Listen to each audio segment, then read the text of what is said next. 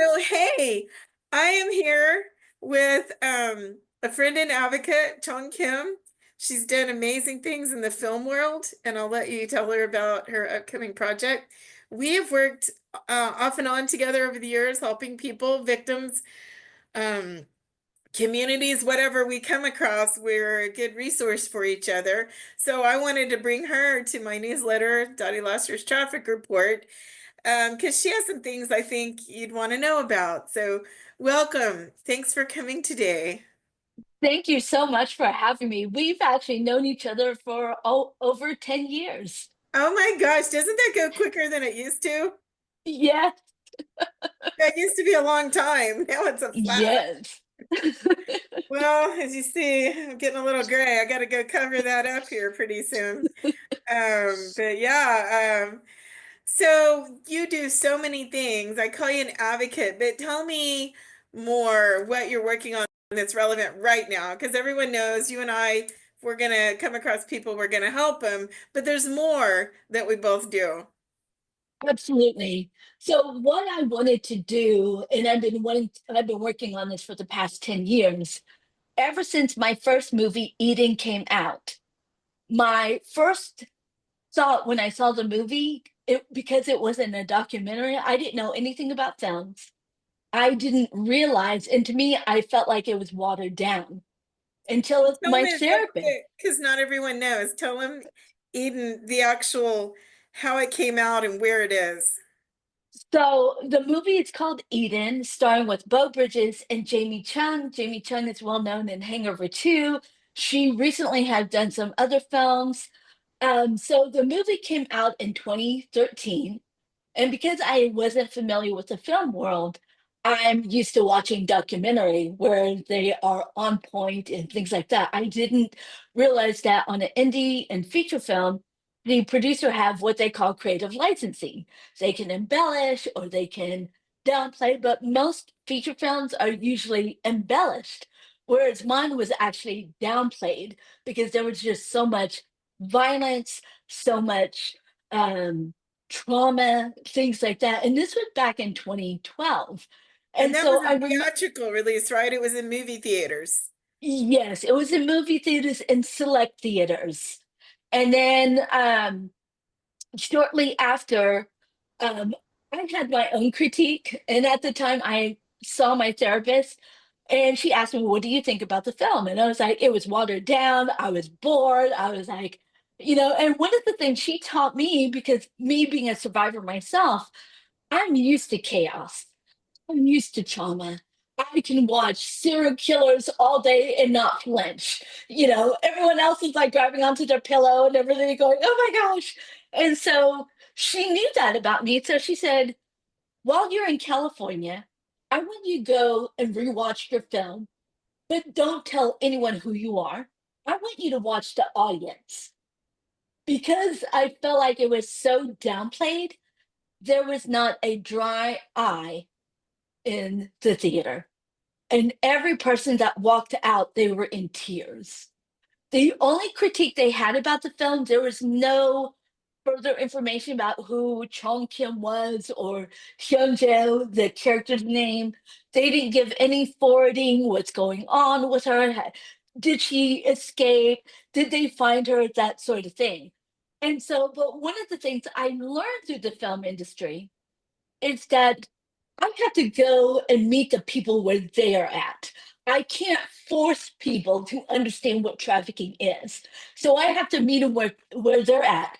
And during that time, a lot of people didn't know this, but I was actually working undercover. And I was contracted with both ICE and FBI. So when I told them I'm doing another film about me doing undercover, they said, "Are you sure it's not called Damn It, Kim?" Because there were times I did things that were unethical to them, but because they had a lot of red tape, they couldn't do things that I could do. And so, but one of the things I learned while I was doing undercover, I remember me and the agent, we were talking about all these juvenile kids that go into juvenile detention center and how so many of these institutions are not aware that they were trafficked and that they were caught up in a criminal situation because their pimp or their trafficker would have them do these things. And so when I realized that the girl that we both rescued, she was 12 years old. And we saw the local cop. He said, "You either need to go back home." She said, "Nope, take me to jail." And I was like, "Wait, why is that even an option?" I was angry. So the special agent that was with me, he said, "Oh, there's the every 40 seconds." And I was like, "What?" He said, "Oh, you haven't heard?" And I said, "No." He said, "Every 40 seconds, a child in America goes missing. That doesn't mean they're all runaways. It doesn't mean they're all abducted. It just means no one can find them." So it's a broad range.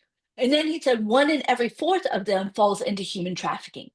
So sex trafficking, organ trafficking, labor trafficking, and some of them are also shipped out of the US into foreign countries. And so I asked him, I said, "Where are you getting these numbers?" And that's when he said the missing and exploited, website. So I went on their website and I found out that they had record all the way to 2015. Anything prior to that, they didn't have any record. So I started taking the numbers, and it is equal. And when I say equal, I'm talking about male victims and female victims are neck and neck. Whenever I hear people that say there's more girls that are being trafficked than boys, no, it's just hidden. And it's a matter of how the victim tells their story or how the victim even identifies himself as a victim. Because most boys, especially, they don't know they're victims. A lot of times they feel like they put this on themselves. And then here's the other thing: we don't have a lot of programs for boys that are being victimized. There are way more programs for girls and women than there are for male victims. And You so know, when they're to to to pattern with what you or to agree with what you're saying. I meet a lot of men because of what I do. I train law enforcement and I am out in the community combating this. And surprisingly, a lot of men talk to me in confidence. And so many of them have told me this happened when I was a kid or that happened. And they all mean sexual assault, but they've never told Mhm. anybody else. And so Yep, I'm glad you're bringing that up because I've said in my experience, I think it may be even more men, it could even be more men. Because if you look at some parts of sex, the power and control is over male, even more than female if someone's going on a power trip. So I don't know the answer, but I agree with you. It's at least, if not more, the same. We absolutely. just don't hear from them, and we're not equipped to hear from them. I hate that. Mhm. I do too. And one of the things that I wanted to push, everything that I learned when I was doing undercover, as well as my advocacy work, and also my own personal experience, I wanted to put all of that into my upcoming film, which is called Every 40 Seconds Campaign, because I want people to know every 40 seconds, your child is being groomed somewhere. And now, according to Homeland Security, with our devices, it is now every 19 seconds a child is groomed. And AI And is getting launched now. Don't you think that's going to even get those oh, groomers? absolutely. Yeah, I don't Absolutely. even I went, know how they're going to use it, but they're going to use it. absolutely. I was fortunate to meet with Ted Cruz last year, and they were talking about the Take It Down bill. And we got to hear from four different victims. And one of them was about 30 minutes from where I used to live. I used to live in Hurst, Texas. Now I live in West Texas, a lot warmer and drier.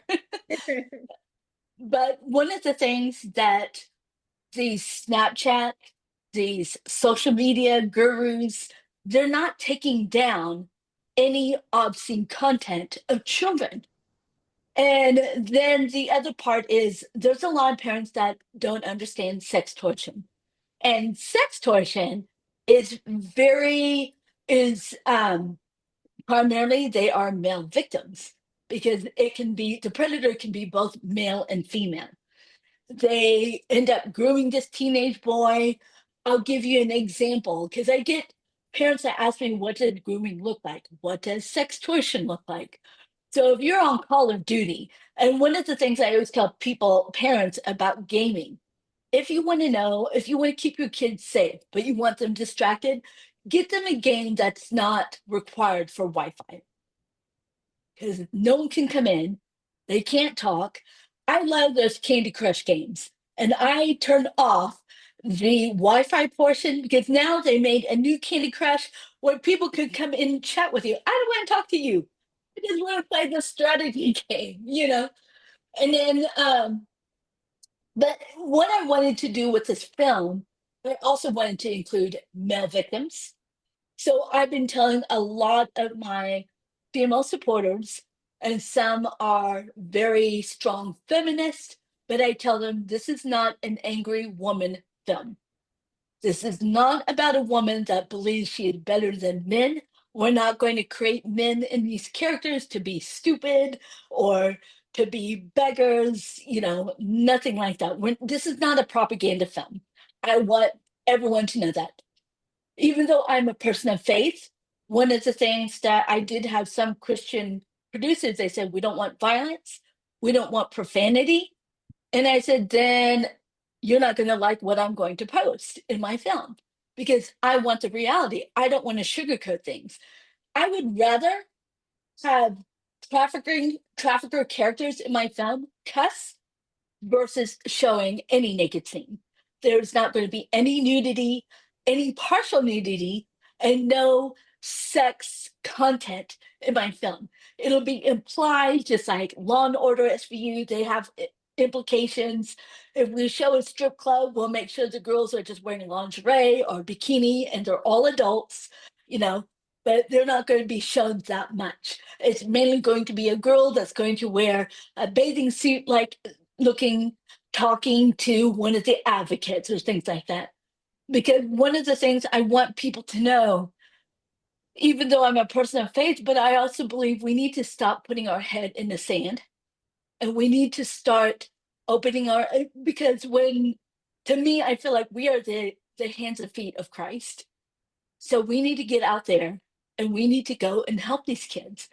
And so the other part is there's so many people that when it comes to human trafficking, everyone knows it's a bad thing. Everyone knows that this shouldn't happen, but there lies a massive disconnect. How does it relate to me on a daily basis? And so that comes with digital device. That comes with speaking to our children. How do we communicate to our children? So I created a course called the Personal Safety Course.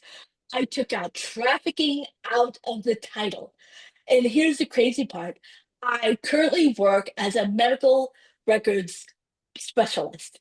And the company allowed me to teach the personal safety course through my work, and they loved it. So it's a three-part course. The first one is called Laptops, Devices, and Phones. And a lot of people don't know the dangers of Bluetooth. People think, oh, I'm on Bluetooth. I tell parents now when you're picking up your kid, get a wired device, hook it up to your CarPlay. Do not use Bluetooth when you're in the school zone. And I tell parents this because traffickers and predators are also within the school zone. They're waiting to hack into your phone. So I always teach about your device. Are you protecting your device? Do you know how to protect your device? If you have an Android versus an iOS, what type of features do you need to turn off on your phone? These are things I teach in the first session. It's an hour-long session, and I teach the parents, I give resources, things like that. Then the second one is called grooming. What is it? What does it involve? And I even have some of my attendants do role play with me. So I'll say, I'm at the mall, I'm a groomer, but you don't know that. Here's the other thing, groomers will also stalk you.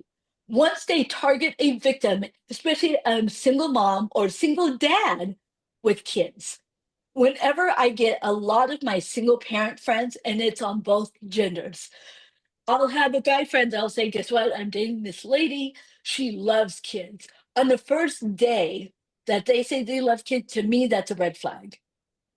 Why do they love your kids? Why are they emphasizing to meet your kids right away? That's not okay. And there's one thing I learned to add to that. I agree with you. What is their motivation? Because your kids shouldn't be accessed by anybody, really. I mean, long road. Absolutely. But there's love kids. I love kids. I mean, I'd risk my life for them and have done so. But I'm not Yep, in love with kids, and that's the difference. In love with kids is different than I care about the kids of the world. Um, absolutely. so in love with kids looks different. Absolutely. And the other thing is, I always tell single parents, when you're meeting with someone and the first thing they say is, I love children, I'm great with kids. That's the first thing that they share within the first couple of weeks of dating. Then ask them the next question. Tell me a moment that you had with a child that meant the most to you, and listen to the romanticism, because that is a red flag. And I'll tell you what does the romanticism look like. I'll give you a quick example. There was a guy that wanted to work at a youth facility I used to work for. I was the one that had to interview everyone. The first thing that comes into my mind as a survivor is, I think everyone's a predator until they prove me wrong. So what I did is I asked a question like, tell me a moment that you had with a child that meant the most to you, because it doesn't sound predatory, it doesn't sound attacking or accusative. And so their face light up. So this guy, he said, when I see her walking towards me and the sun is shining on her beautiful blonde hair Oh, and it bounces off her bare shoulders, everything he was telling me, I assumed this was a teenager or a tween. So then I'm listening to him. I was like, okay, what was it about her that she's walking towards you? He said, she just glowed. My heart just melt. I kid you not. And then I said, okay, then what else happened? He said, when she wraps her little arms around my neck, I can feel her heartbeat on my chest. And he said, I didn't want to let her go. And so then I said, okay, do you have the reference number of the parents of that child you babysat? He goes, yes. And so, how long did you work with them? He said, oh, not long, but he was very vague. So I called the parents and found out the girl was only 4 years old. oh, She was my. not a teenager. And the parents told me they let him go because the dad came home early and saw her in the bathtub with him. They were in the bathtub together Oh my stars. and they fired him. I asked the parents, why didn't you press charges? Yeah. And the dad said, I don't know. And that's another thing. A lot of parents don't know what to do. And that goes, with a personal safety course. So then I encourage parents to ask those questions. Even if you're dating someone, hiring someone to watch your kids, ask them to tell you about a moment that they enjoyed with a child. Here's a green flag for those that explain. We did puzzles together. She got to learn her ABCs. I taught her how to dial 911. Those are all green flags because they're talking about an activity. They're not talking about the romanticism of their relationship. And then that goes into my personal safety course in number two, which is about grooming, love bombing. Because let me tell you this, as much as we do not want to believe this, predators are the greatest con artists and they're the greatest charmers if you're not paying attention. To adults Because and children, by the way. They groom absolutely, adults as well. Keep that in. Yeah, I know you know that, but yeah. And I'm so sorry. I'm getting written by a family member right now who has a missing child. And oh, I'm just pitting him. I'll get right with him. They're sending me information. Hold on just a second. It's Not a every problem. day. It's every stinking day. And I'm just so sad that after 22 years of me doing this and as many or more for you, we're still doing the same thing. Even though Yep. we're trying to stop this process, we're having to react to the side effects. I mean, this is a little kid that's missing, and somebody's writing me to help her right now while we're talking about this. Um, so I have a book, 55 things parents and grandparents should know, and I'll speak and they'll say it's sad, but they don't really think it's going to apply to them. And it's really frustrating to me. They're almost like talking to someone that's glazed over where you can't get through until they text me and say, I heard you speak and my child's missing. And then, of course, they get it. So you have some great questions. Could you go over those that you use to guide parents on how to talk to their kids? Because they all say my kid would tell me. Well, they won't. The bad guy Mhm. knows how to stop that. It's going to stop that. Don't rely on that. You may be a great parent and your kid is awesome. However, this game, and it's a game to the bad guys, is not played that way. Tell the questions that you suggest. So I actually have 9 various questions, but the first 3 is the most important. Ask your child at any age, instead of saying, "How's your day?" Especially with teenagers, they'll be like, okay. Stop asking them, "How's your day?" You want to be specific. So you want to ask them, "Who made you smile? Who made you laugh? Who made you sad?" And then follow up with why and how. Why did they make you sad? Why did it make you sad? How did it make you sad? So, one of the things I want to share with parents that have kids that already talk to them. So, I had a mom that says, "Oh, my little one, he can talk." And I said, "That's great. Now, when you ask him, 'Who made you laugh?' And he answers, 'A teacher made me laugh.' How did he, is the teacher a he or she? Oh, it's a she. Okay, how did she make you laugh? She tickled me. Okay, where did she tickle you? These are questions you need to ask. Where did the teacher tickle the child? We all think tickling is fun because we're hearing children giggle. Now, here's something that predators, they see it as a turn on because it's a great way to manipulate that child. I'm laughing. They're making me laugh. But then they're creeping their fingers up and up in the private areas from your chest all the way down to the groin. So a 5-year-old will not know that's not okay. That's why it's so important to ask these kids questions. Who made you smile? Why? Who made you laugh? Why? Who made you sad? Why? Because one of the reasons why I wrote these things, I was raped from 3 to 6 years old.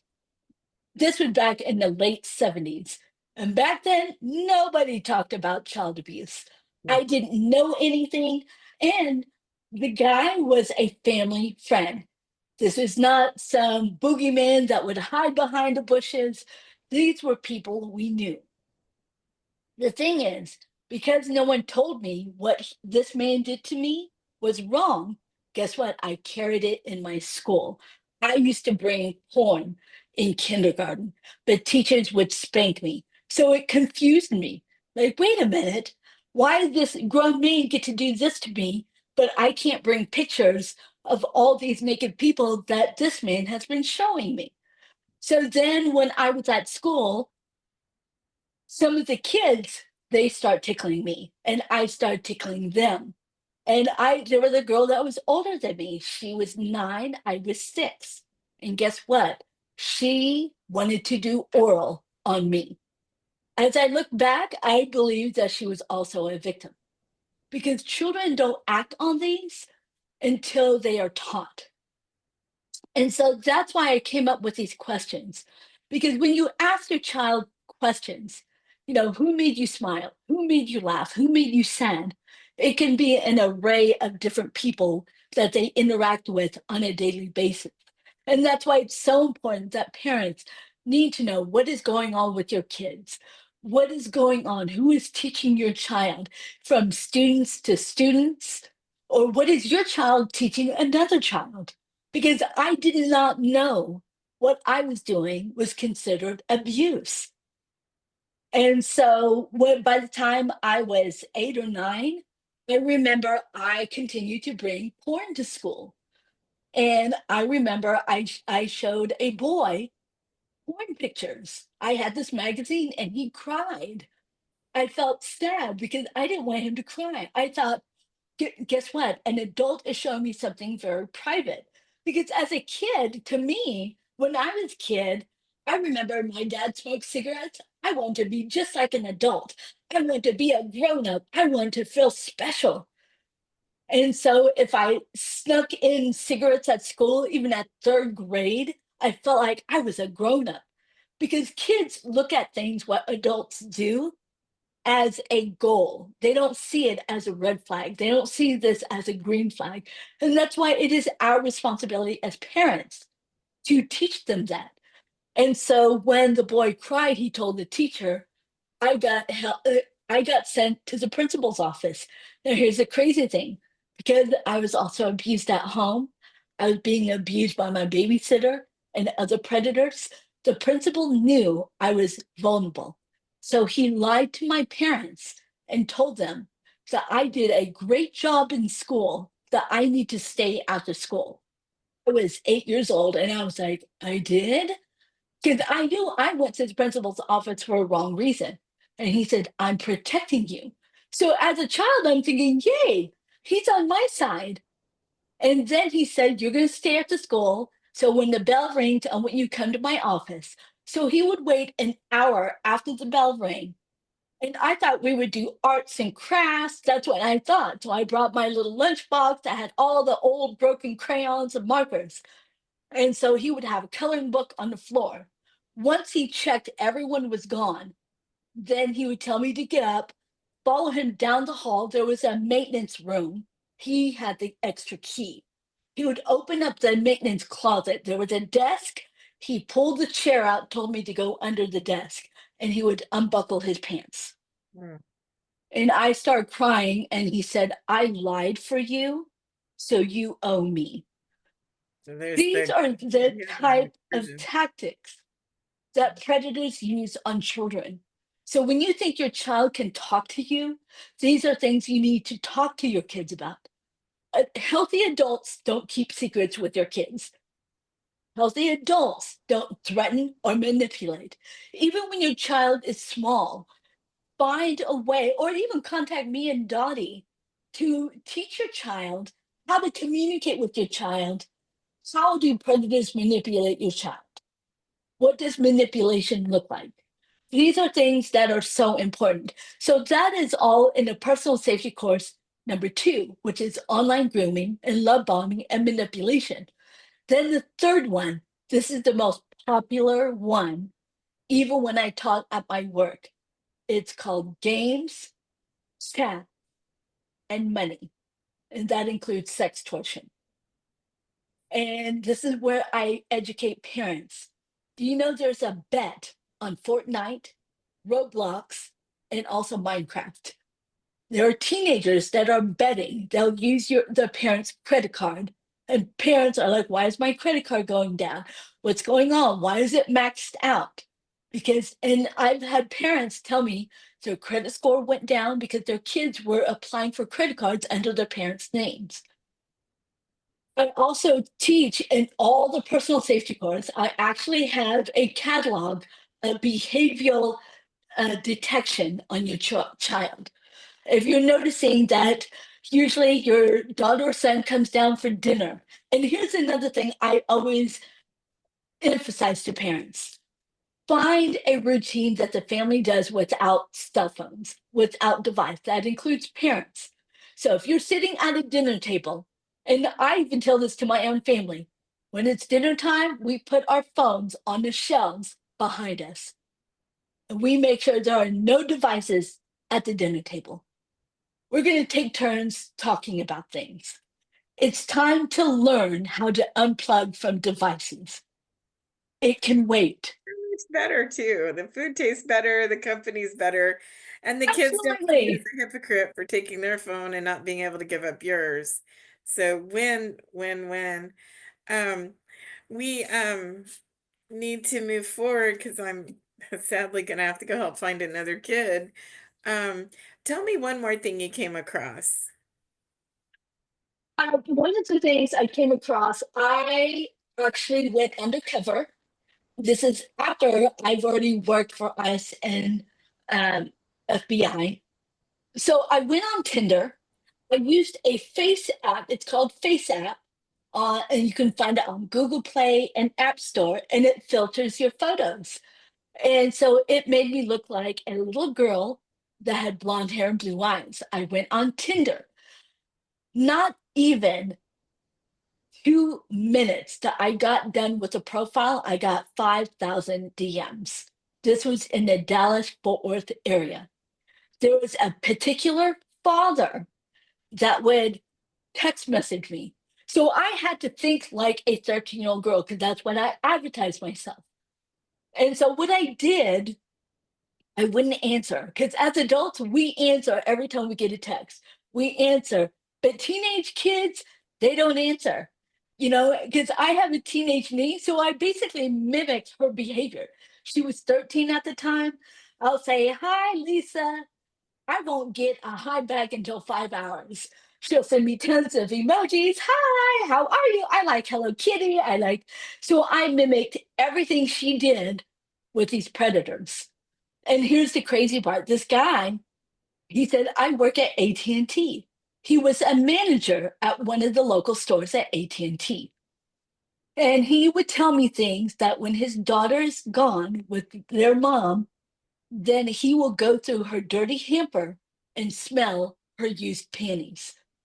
And he said, I can't wait to smell yours. These are conversations that these predators tell me. And here's the one thing that really caught my interest. So then he said, have you ever been to Germany? And so I'm acting like a 13-year-old. And I said, is that in New York? Is that in California? And he said, no, it's in Europe. Have you ever been to Italy? Have you ever been to France? And I said, no. And he said, do you have a passport? I said, what's that? I played dumb with this guy. And he said, don't worry, I'll get you a passport. So I asked him, how are you going to do that? And he said, I have a daughter your age. I'm going to apply for the passport for my daughter. I need two photographs with a white background. So I contacted one of my FBI friends and I said, I use this face app. I need you to get me a photo with a white background. And he asked me, what are you doing? Your job? What you should be doing? So he sent me two photos of the same AI photo that I used to manipulate these predators, and I sent it straight to the guy. And the FBI agent, he said, please keep me in the loop. So I would send him screenshots of our conversation. And he said, I already got the passport. I said, I don't believe you. Show me. So I had the predator take pictures of the passport with my picture and his daughter's information. Then I contacted the US passport and I said, if a father creates a passport, but the picture is not of his daughter, it's another girl, can you detect that? And they said, no. They don't have any way to stop that because he's a parent, he's the guardian, he has legal rights. These are things you need to know when it comes to your predators that are grooming your kid and taking them overseas.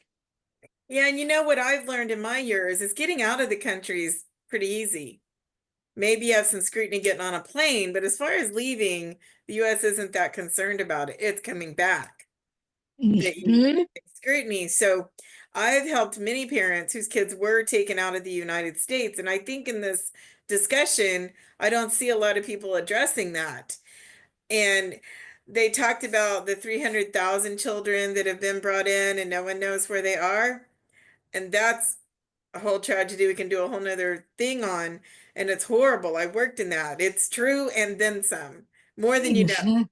However, in addition to that, what's the number going out? We don't even know. And let me tell you, our kids and young adults are being taken out of the country, and there is no number or tracking or way to know what that number is other than the parents I've worked with. And they're there. And let me tell you, that Absolutely. search gets even harder. That's a Absolutely. real Because, difficult search when the kid is not in the country. yep, because let's say he successfully, because actually FBI met him at DFW because I was supposed to meet him to go get my plane ticket and my Mhm. passport. He had everything purchased. And so I sent it to the FBI. They caught him and they arrested him. Now, had I had not told them, let's say I really was that 13-year-old girl that was naive, and I'm thinking, hey, I'm getting a modeling gig. Or hey, my mom and dad is going through a financial hardship because I keep hearing them complain about inflation. That's another thing. Parents, be careful what you share with the kids and also be very transparent. Let them know that it's not their responsibility. But a lot of times, kids that care about their parents, they feel like I need to take on a job, even if I'm 8 years old, 10 years Especially old, the oldest child, 13. if you have multiples. I was an oldest child, and I Me see it too. from perspective. You feel responsible more than your age. So Hmm. watch those older children because they will grow up too quickly just by their birth order, if nothing else. Absolutely.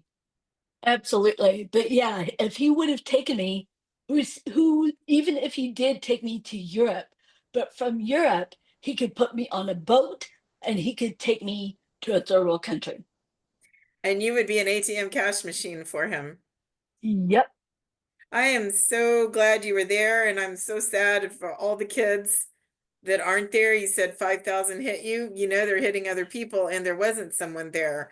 And so it's not okay. It's not safe. They're not safe. Your kids aren't safe. I hope we've scared you enough to at least enhance your parenting duties. I'm not telling you how to parent my audience. I'm just saying you need to enhance it. I don't care who you are. I've literally just got a call now. And the reason they're calling me is they have heard the speech. They heard the speech. And here we are. Yep. So, um, one more topic I think we had. You came across something that I've never seen before. Tell me about it. The embryo trafficking. Yes. So when I was trafficked, and this was back in the 90s, my trafficker took me to a unit. It was a storage unit, and it was on an Indian reservation in Nevada. And they had all these girls that were pregnant. And I said, well, who's the father? He said, it doesn't matter. He said, in the future, and my trafficker said this to me, in the future, traffickers will no longer abduct and take your children. Instead, they will start breeding their own, which means these are more undocumented babies that are born on US soil, but they've never been reported to a hospital or to the Social Security system. They're not written in vital statistics. And now that population in foreign countries are getting low, they're willing to pay extra money for stolen embryos. And here's the sad part. And just to give you a quick update, a couple that is desperate of wanting a child, they will use the mother's egg and the father's sperm. And for every insemination, it's over 100 grand. However, here's the part that a lot of parents are not asking the question, which I want you to ask. When the doctor comes back and says, we don't have any good eggs, then you would get an attorney to check on those eggs, make sure those eggs are yours. Because what they'll do is they'll steal eggs from another girl that's a victim, and they'll use the bad ones on the mom, thinking it's her eggs, and then they'll just keep getting the money, and then they'll keep the good ones, and that's how they traffic the good eggs, and then they'll send them overseas. In the United States, it is considered illegal. I did a short film, which Dottie got to be on set with us when we shot the short film, and that was about embryo trafficking. The funny part is, the film festival in the United States all declined and said no. I won 14 awards worldwide because of embryo trafficking. But people think it doesn't happen here. And especially when we're talking about abortion rights, reproductive rights, it's not black and white. Do not believe in the hype of the media. Ask questions. What are they doing to my fetus? If I'm going to have an abortion in a state that allows it, then ask them, what do you do with the embryo or the fetus once you terminate them? Can I have it back so I can give it a proper burial? These are questions you need to ask. If you're a desperate couple wanting to have a baby and you're going through the vitro, I don't know the correct terminology, but the vitro, some questions. Are those embryos mine? Because if I do a DNA test, I want to make sure they are my embryo and not a stolen embryo. So you can cash And in. and then I think there's byproducts to that too. Not all of them are fertilized. What happens to that genetic material? I So don't know the answer. I just as you're telling me this, it's kind of the first time I've come across it, but I'm thinking like what I've seen bad guys do.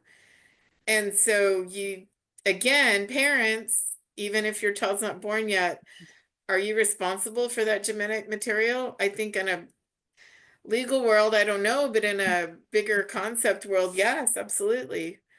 Um, and also, if you, because now there are 8 states now that allows children at the age of 12, that at the youngest age of 12, North Carolina is one of them, that are allowed to have an abortion without parents' knowledge or consent. But who's to say their embryos are not being taken? So on the good eggs that are valuable, that's when they keep the good eggs and they will actually ship it overseas. And then they'll look for desperate parents overseas that want the good eggs, but they'll still give them the bad eggs. They'll use the good eggs, then they'll look for healthy sperm from sperm bank. They'll start breeding them. And guess what? These babies are born and they're being used in a human trafficking ring. None of these embryos that are healthy, especially in embryo trafficking, are being used for adoption or to be given into a couple's hand that wants a child. They're being used basically as slaves.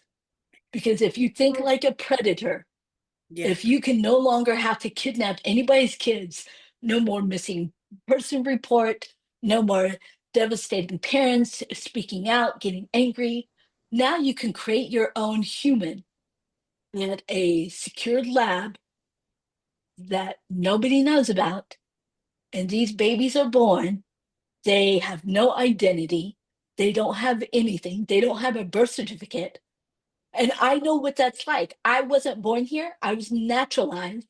My uncle brought me here. My traffickers destroyed my documents to this day. Immigration refused to give me my papers. They say, can you prove that your traffickers took it? What do you want me to do? Knock on his door and say, I haven't seen you in 30 years, but I need something that says you tore it up? You know, it's ridiculous. But because I didn't have an ID, I didn't have a birth certificate, I couldn't get even a bag of groceries at a food bank because they considered me undocumented. So whenever people talk about this whole deportation, it's not black and white because Dottie and I actually helped an undocumented woman that was trafficked that ICE refused to assist. And I contacted Dottie and I said, hey, she's a victim of human trafficking. We need to help her. And we did. We were able to get her a visa. She was able to stay in the United States. And, that's how being Dottie works. Whenever, even if I says, well, we don't believe she's a victim, I'll call Dottie. Yeah, we're not going to turn them away. And the good thing is it seems to be the right people reach us that need our help. And but also the sad thing is we're just civilians. Everything you've done and I've done, we don't have a special power. I mean, we do now, but we didn't start with one. And so Exactly. I encourage whatever our listeners' superpower is, use it because this is intolerable in a civilized society. This is intolerable for our future. If you traffic our kids, we have no future. Nothing you do matters if our kids are destroyed. I mean, what does tomorrow matter and what accomplishment you make if you let a generation be destroyed? And as adults, it's all our responsibility. I want to thank you so much for coming on and all the work you do. And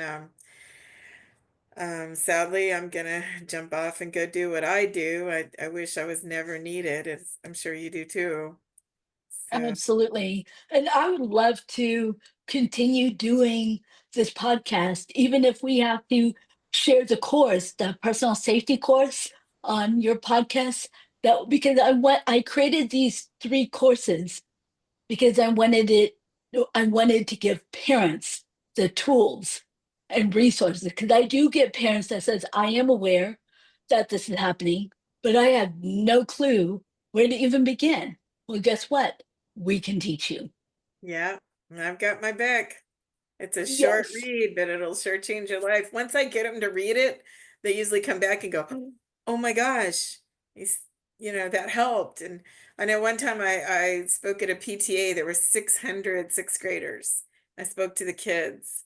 And at that time I dyed my hair purple because I was on the news a lot in the media and film, and I wanted people to remember my purple hair and say your kid's being groomed, groom. So I live in a small town at that time, and three mothers within 2 weeks of that presentation walked up on the street. I've never met them before, but I was thinking about this morning. It was really cool. They walked up and grabbed me. Thank God I'm, okay with that. Hugged me three separate times, totally separate incidents, and said, "Thank you, you saved my child." That wasn't Mhm. hard. That was so easy to do. So let's all do it. Let's save some. Absolutely. We don't want any more trouble. I don't want a kid born in this time to make a film later like you had to. Let's have some Exactly. happy films. Let's not have to tell this story anymore. It stops with us. Our generation can do it. You and I are working on it, and I invite everyone else to join us. We'll show you how. Tell us Absolutely. how they can reach you. You can actually reach me. It's E40S, as in Sam, film.com. It's my website to learn more about the film. You can also reach me through there. And also, our email is e40sfilm@gmail.com. If you want, we are looking for sponsors, investors. We are not a 501(c)(3). I get people ask me that all the time. We Nor are a am for I. profit. Again, all disclosure, I tried Yeah, that, didn't work. Kim and I are both, we do what we do. And those nonprofits absolutely. don't really work out.